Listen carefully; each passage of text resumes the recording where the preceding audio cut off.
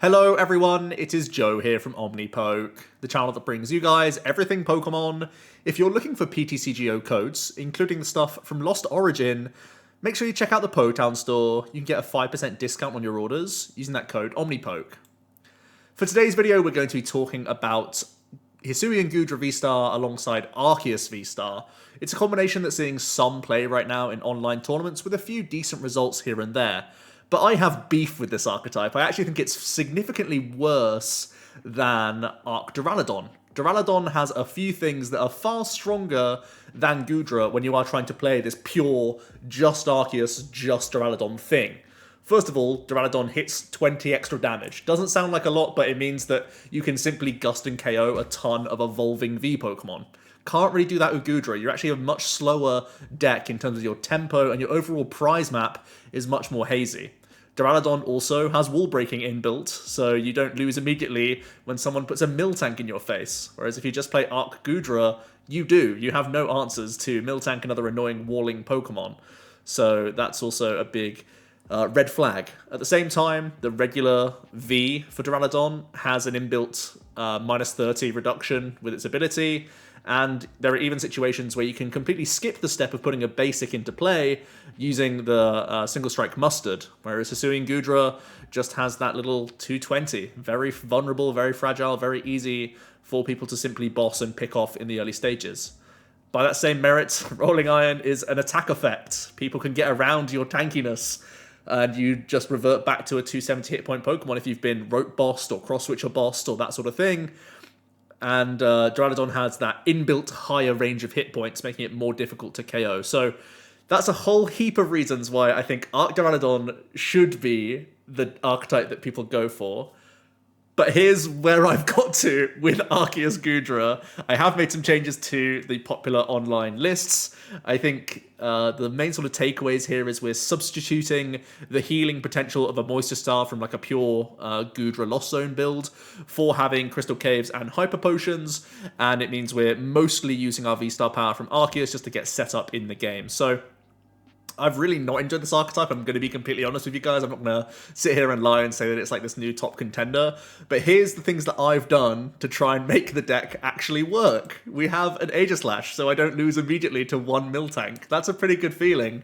And also, we get to throw in a Aegislash VMAX, which I've combined a few times with Arceus actually, and I do think that metal type coverage is important right now. So I'm adding in this max hack option so that you can have some beat stick potential into Kyurem VMAX, which is typically quite a difficult matchup for Arc Goodra because of their just massive damage cap potential.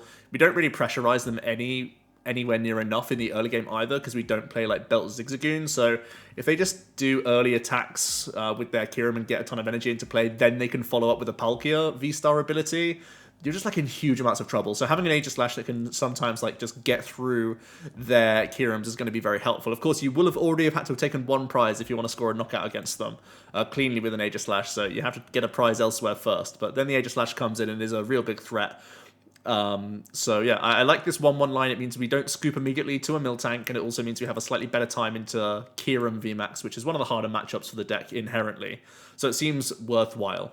We have a Drapion in here so that we don't instantly scoop to Mew either. I just said that you're much weaker against Mew than an Arc Dura would be. So we add in the Drapion so that hopefully we have some win condition against the deck. It's hilarious that we've had to add in all these other cards to win matchups because they just don't do it on their own. But it is what it is. I think one of the biggest selling points, actually, of Goodra compared to Duraludon is you get to weave in this Radiant Gardevoir to give yourself that minus 20 on all your stuff. It's a small upside because, of course, it's not that helpful against Palkia, for example, because putting a Pokemon into play negates the 20 that you would be reducing. It does come into play a lot against Giratina, which is pretty important. Obviously, they have their V-Star power once in the game, but it stops them just smashing through you for 280 flat every single turn. So that's something in your favor at the very least. And it does force more tablets out of Mew, which is also a little bit handy here and there, especially with so many builds very focused on quad DTE.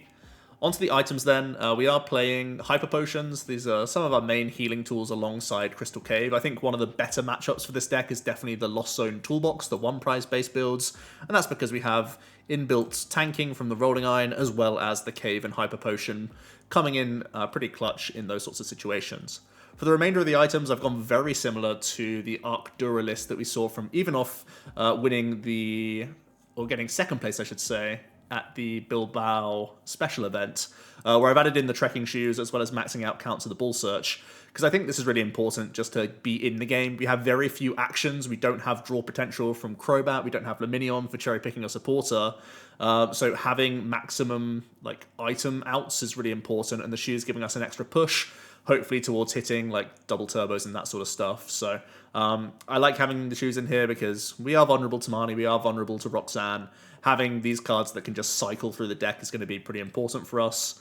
The Ordinary Rod's nice because we are playing that energy split, which is a little bit awkward here and there, so that we can reload, and it's also a way to prevent good old Echoing Horn from taking too many cheap prizes away from our walling Mon.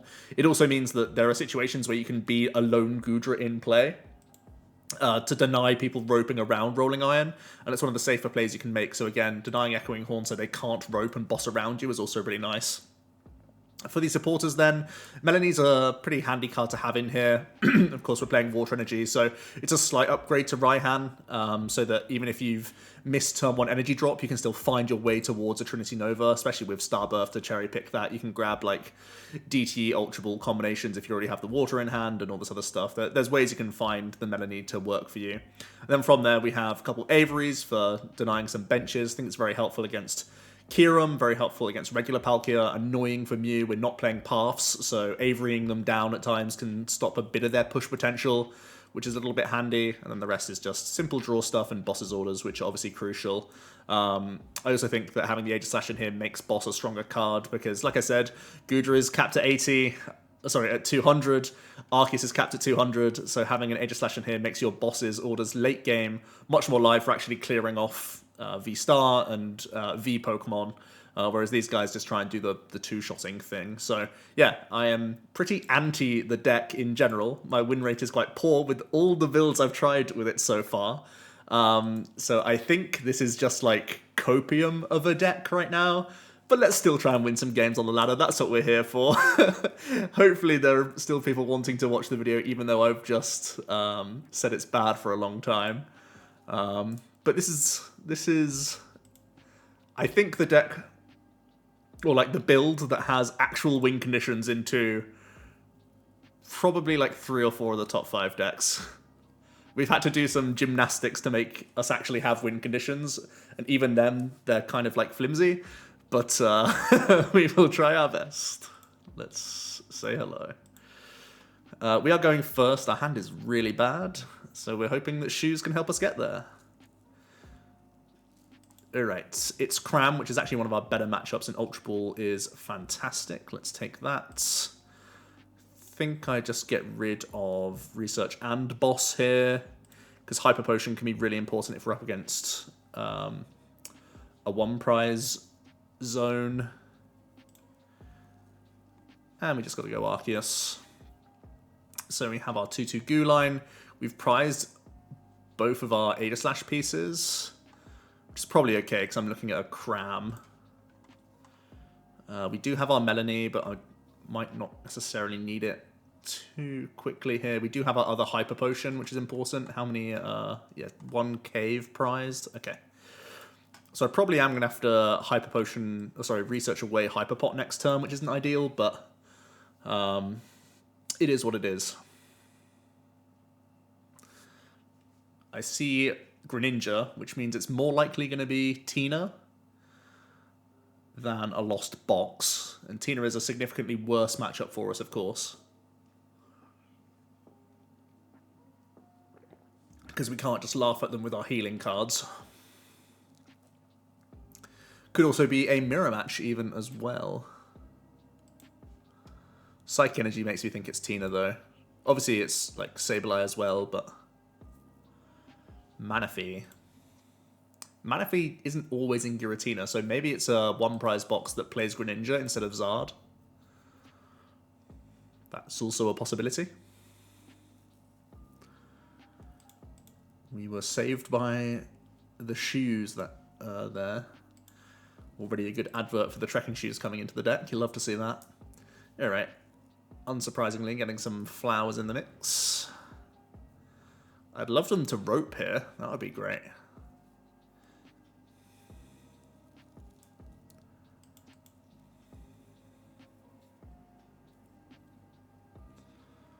Let's have a look. They might be honestly debating it. Whether it's worth it. Yeah, they were debating it. Is it even worth it? Yes, please. I think the fact that I got rid of a research gives them intel that I either am holding on to Starbirth or I'm holding on to at least another supporter, so I think the logic is correct for them to just do their own thing here and get a hit in with Cram. I think it's the correct logic.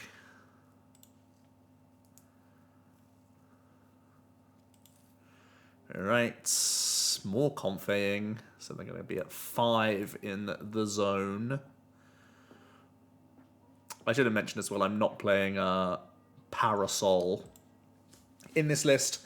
I feel like all the fluffy cards just make me brick even more than anything else, plus Lost Box and Giratina are likely playing Lost Vacuum, so I don't really see a reason to play the Parasol. It's like, I have to play the Parasol on the turn that I play a Marnie, and this deck just doesn't have the draw power to make that happen, so I just figured I'd cut it. Same thing for the Big Charm, really. Big Charm, maybe there's a little bit more merit to it, but again, I think like the Goodra's trying to push itself to 320 anyway, or 350, I should say. So it doesn't really change much, right? Maybe it makes it a bit more difficult for rope boss players, but that's really it.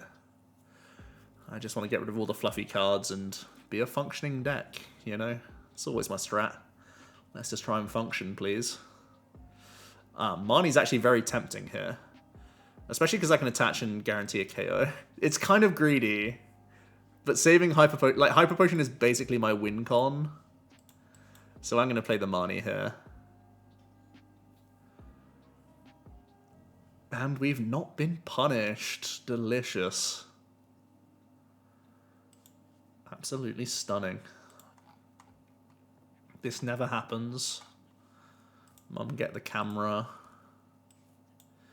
So I can power up one goo. Am I just holding the option to Nova? Yeah, I think I am. I think I am. Oh, sorry, Starbirth. Because I don't need to Starbirth, and it means I could open up Moisture Star for myself as well. That is a small upside. There are situations where you don't need to necessarily Starbirth, and then you still have Moisture Star on top of the Hyper Potions. And that is pretty juicy. Can't argue with that. So I am a little concerned that I see Drapion, which still means it could be Giratina. I haven't seen any sign of Giratina yet, but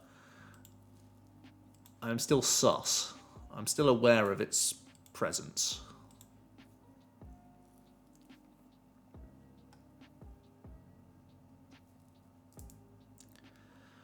The opponent's starting to rebuild that hand. Ah, so it is Giratina. Get on your toes. It's Giratina.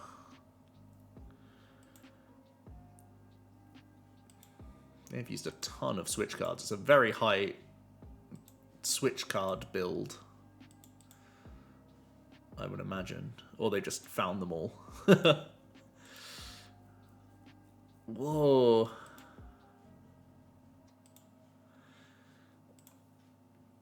They really are going in. They're at 8. This gets them to 10, so they're in Sableye range. Another Chorus, another VIP hits the zone.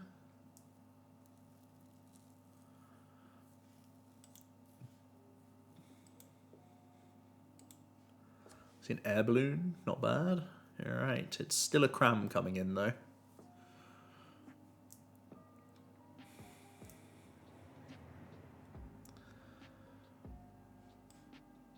Now then.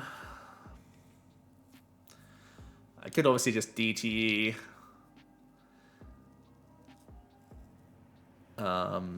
Starbirth for heal. Starbirth for a Hyper Potion.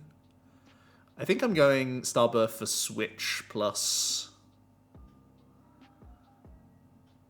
I guess I could still pay Retreat, but I don't really like the pay Retreat. Let's definitely Starbirth. I think my best play is Switch plus Hyper. Makes the most sense to me.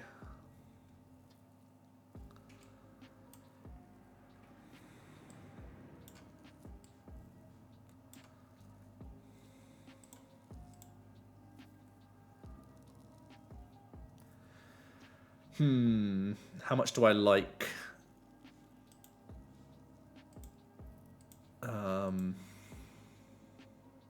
Marnieing. We're at 3-6.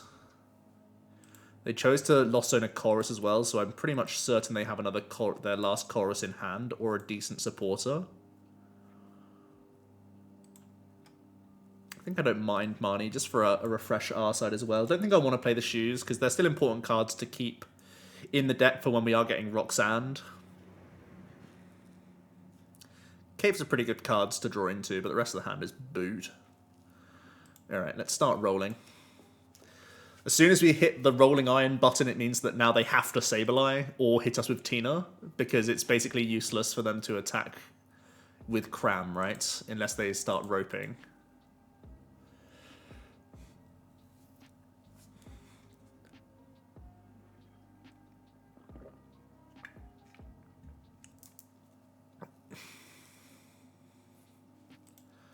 Couple gates in the Lost Zone for them. Another Greninja. Draw.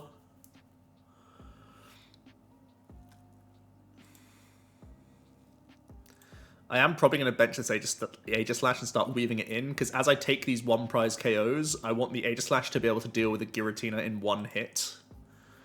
It's also a Pokemon that takes advantage of Crystal Cave, so I'm not worried about it being in play for like Sableye shenanigans. Alright, they're going to go grabbing a fish here.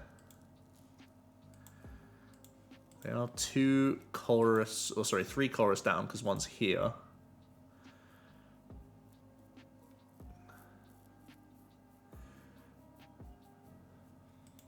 It's going to be for Thornton. So they can Thornton into a Cram in the active, but that's really bad. Because I've used Rolling Iron. Maybe they turn the fish into a Cram just to remain a one prize deck. Oh. What's gone wrong? What have they done wrong? Something went wrong. So it's technically a win against Giratina just by being a deck that exists and hitting Marnie at them every turn. Marnie is genuinely good at combo breaking the deck, and it is combo heavy, especially Giratina. Like, a Thorntontina tries to burst a Giratina out of nowhere, right? They really don't have to against Arceus because we have no pressure on a regular V Pokemon, so they could have just played differently and we would have had a way harder time. But they clearly were going for like a combo play there, and it's, well, not necessary, but it does mean that we get to Marnie destroy their dreams a lot more. Very happy to see a Guardy start rather than this Drapion. Is it again the Shoes that are going to save us?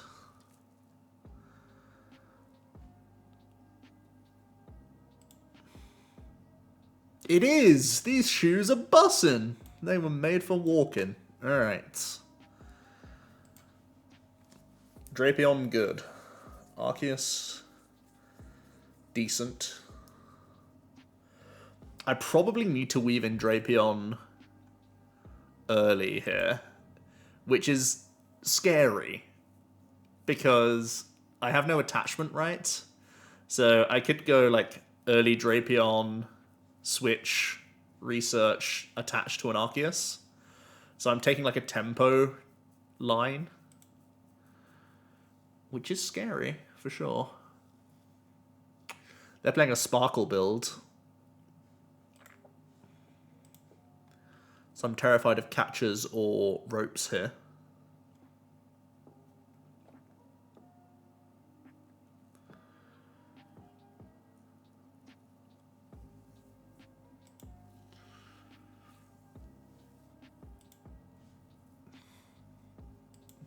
They've gone wide with Genesects. Cram a banana heads. If they have rope, they take rope here, for sure. They got rid of a switch, which is like... That's some big plum gaming right there. Massive plums.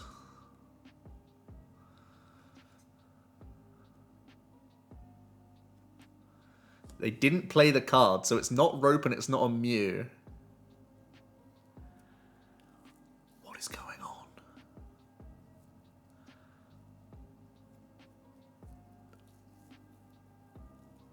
Or it is rope.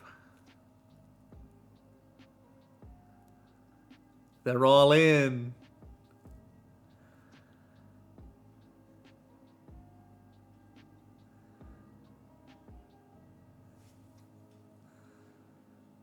Cross switches, hello. Well, the way they've built their board, it's going to be really good for me to just KO this Meloetta with a Drapion.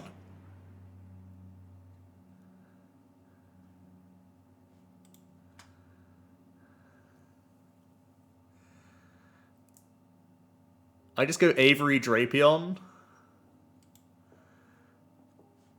And then what do they do? Like, literally, what do they do?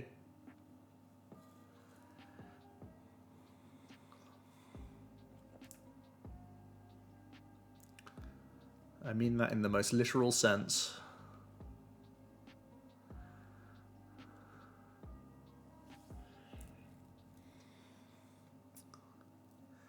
The reason I want to Avery rather than research is that it means I get to hold on to a boss.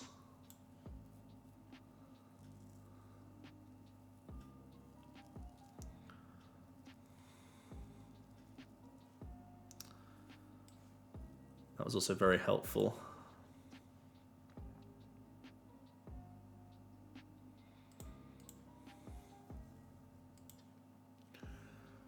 It means you can try again with an Arceus.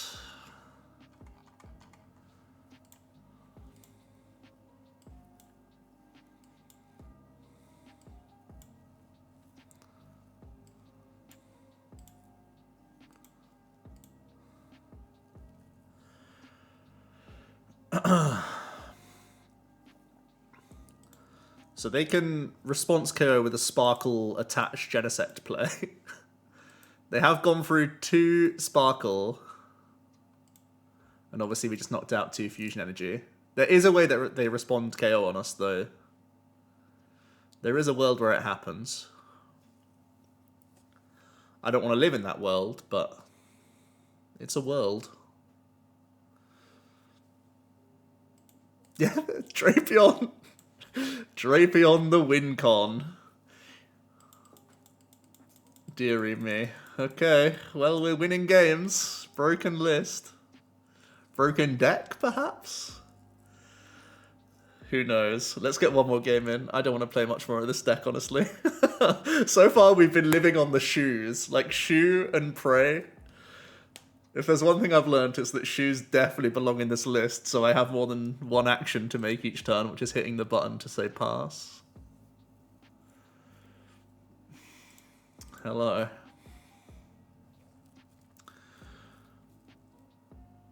Ah, a very good hand for a going second hand. DTE Arceus starts, love to see it.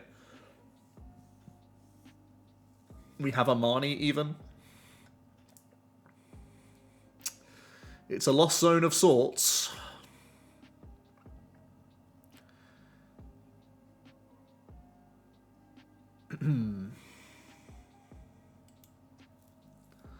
And so it begins.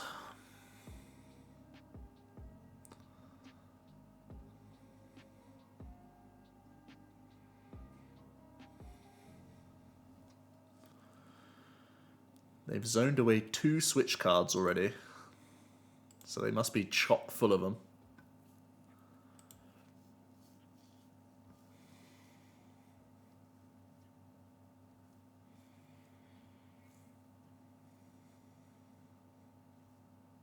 Got rid of a Colrus. It literally had to have been this card. Surely. Those are some painful zones early on.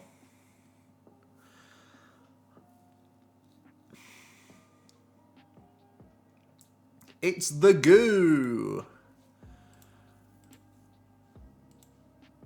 The somewhat goo mirror. Something something goo.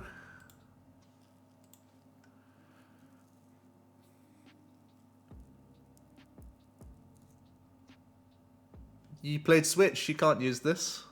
Yeah. Oh dear. Okay. Honestly, I think get rid of Marnie is my best play. And just get a goo down myself. I can get rid of a metal actually.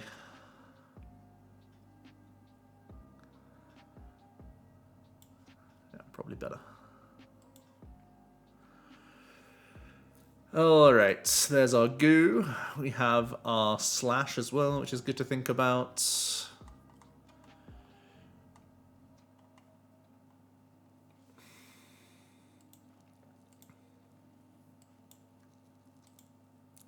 Alright, pretty simple turn.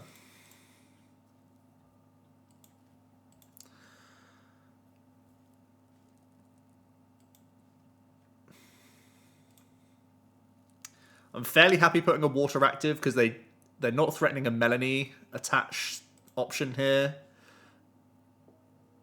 I know they don't have any other like nets in hand at least because they chose to pay retreat last turn. So I'm more so expecting a cram hit than a belt V-Star Mirage Gate wombo combo. It would be upsetting if that happened, of course. Getting rid of a lot of their switch outs, especially for Goodra, which doesn't play like that many. They've had some tough selects.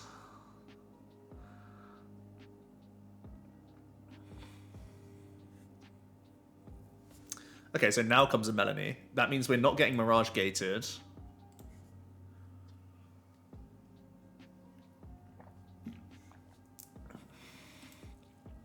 So they probably are just cram hitting here. Gonna capture.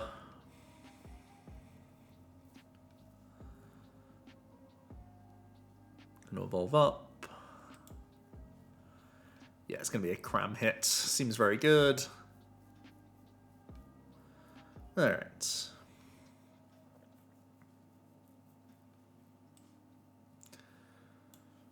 Let's go V-Star.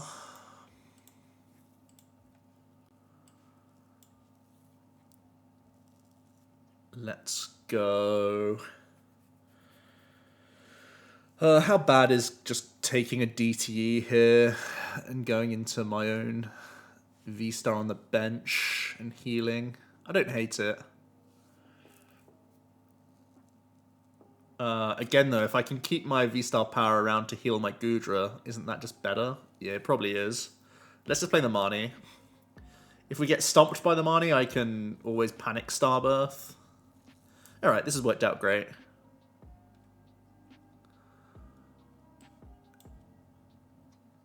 Now it keeps my V-Star power open.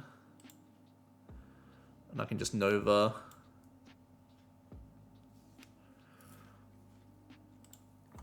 I don't pull this out, do I? Don't think so. I do have Rod, and they're likely playing Training Courts. I could probably get away with it, honestly. I'd probably get away with this. Probably.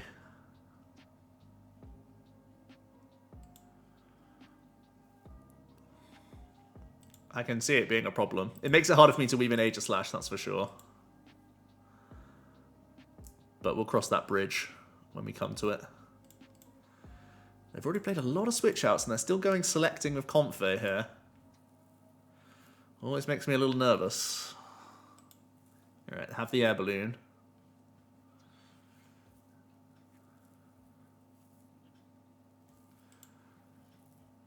They're only at 5. Still can't Mirage Gate out any metal energy. They have to have metal in hand. More selects. If we get a free hit in, that would be insane.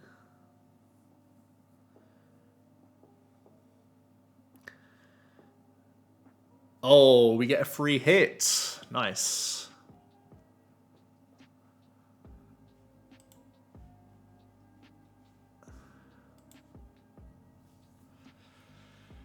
Alright.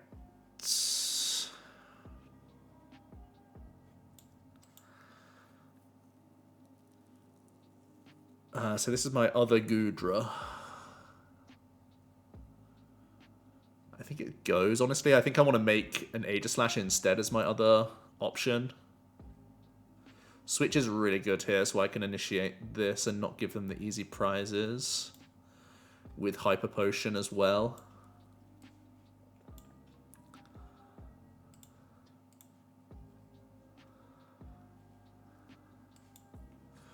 Alright, and more money.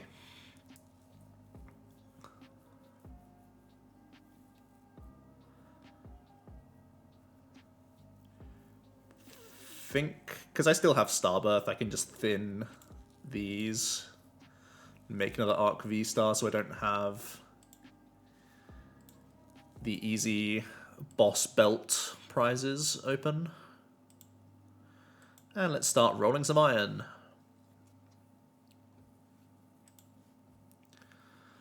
We're in a pretty good spot here. I'm only really worried if they play like a decently high Fantine account because we've saved our V-Star power.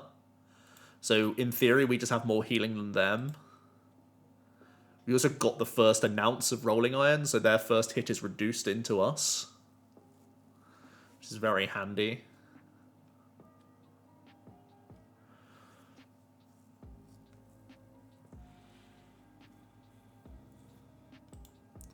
Alright, it's finally Mirage Gate time. Gonna see the Goodras both get ready to rumble. I haven't played any boss yet either, and bosses are really important in the matchup to get around the opponent's roll. Alright, the belt is pretty solid here as well.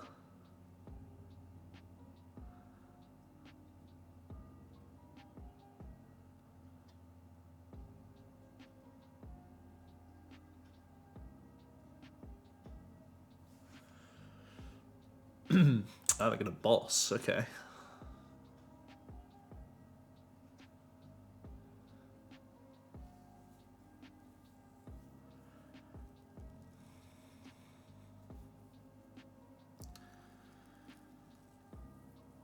Alright, seems good. Now this probably spends my Moisture Star, unfortunately. Like, I lose Moisture Star now. But I think Boss KO Confe is fine.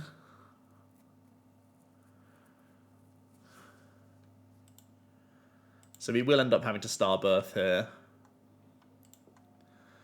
We take Switch. I think I just take another boss to hand, honestly. I guess I could go like this. Do I even need to play the Switch? I could just DTE hit. It makes me vulnerable to them bossing me back. They just played a boss though and have a 3-card hand. If I just do this and deny draw from them, is it the best play? Probably. I'm basically living on top decks if I play like this, but my Goodra's big. And they're probably not going for a stalling play. I think it means that I don't attach this energy, though, just in case they do go for a stalling play. Know what I mean? Lots of words out loud. The main reason I want to do this is so that I can weave in this Aegislash as well. So maybe I am attaching this energy and just saying I have a hand. it's kind of like a decent turn to do it, because I have a damaged Arceus anyway, so it's like there's already targets for them to be taking.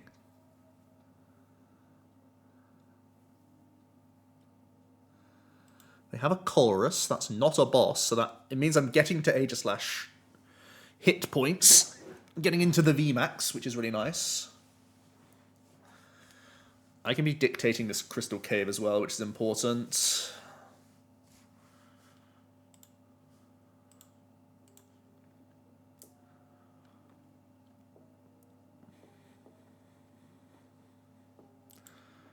Got rid of Court and Cave. I really wanted a Court to be in play, to be honest.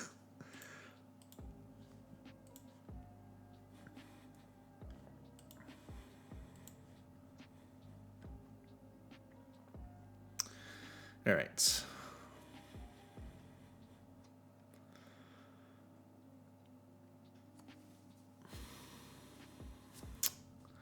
So we're continuing the tempo strat.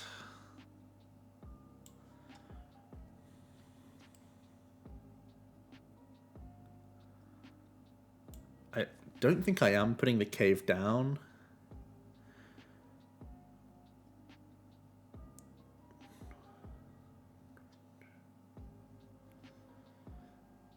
It would have had to have come alongside the... yeah, if they put a Court down, I could have played... got Quick Ball value to get Guardy to be in good shape. I guess I could still get Guardy here, because I don't want to give them Cave anyway, and it thins a card from my deck.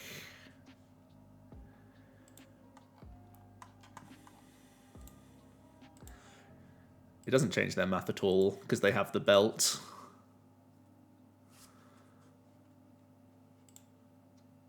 So by playing for... Oh, there's our last boss.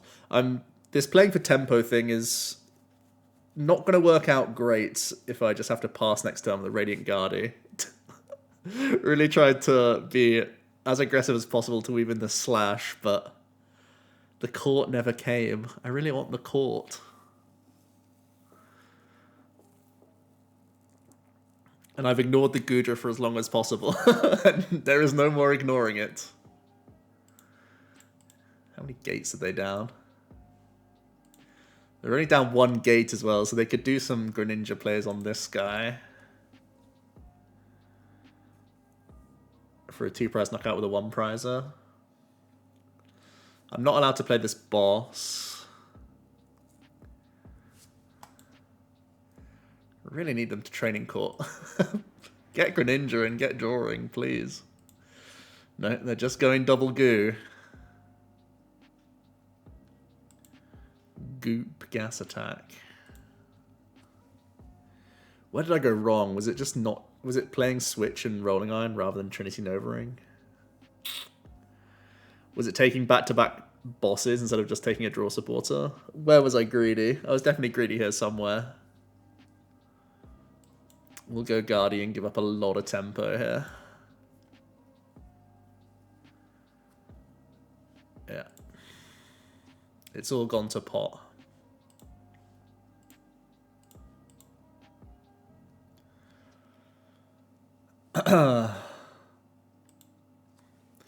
Was taking Switch the biggest misplay? I could have just attached Retreated Arceus and taken Boss plus Draw Supporter. Was that where I went wrong? Probably. They're attaching to a Goodra like they play Hyper Pots as well, which is very scary. Don't want to have to come up against that.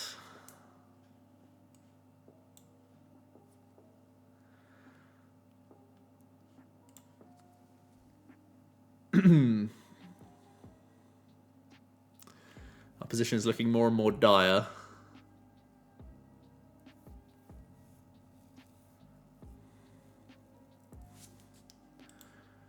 The court that never came really made me overgreed my energy drops.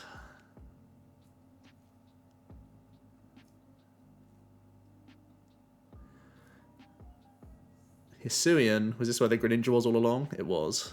Right, so maybe we do see Court come down now. Kind of nice.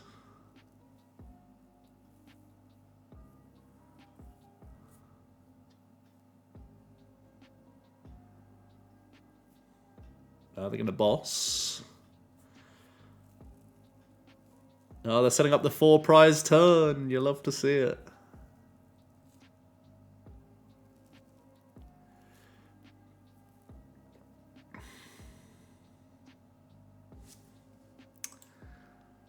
Yeah, that's the 4 prize turn right there. There's nothing I can do about it. We have lost. I'm pretty sure I greeted super hard that game. Just to be bossing around, but ultimately, like, with no damage mods, our cap is just so low into goo anyway. So probably through that last game for entertainment value, and because I didn't want to show this deck winning 3 times in a row, because I don't think it deserves it. So let me know what you guys think about Art Goo if you stuck around. Yeah, that last game, I don't know what was going on. I was capping, to be honest. Maybe I meant to just hit Goodras straight away, force their Moisture Star and put them into a weird spot, but I don't know. Math didn't work out for us there. We couldn't weave in Cave Guardi to deny a 2-shot either. I think I got too laser focused on this Aegislash that was ultimately bait as well. Regardless, I don't like this deck. I would prefer to play Arcdura, and for those who have followed the channel a long time, that's when you know I'm saying something, right? So, hope you enjoyed the video, and I will see you tomorrow for a deck that I enjoy much more. Cheers.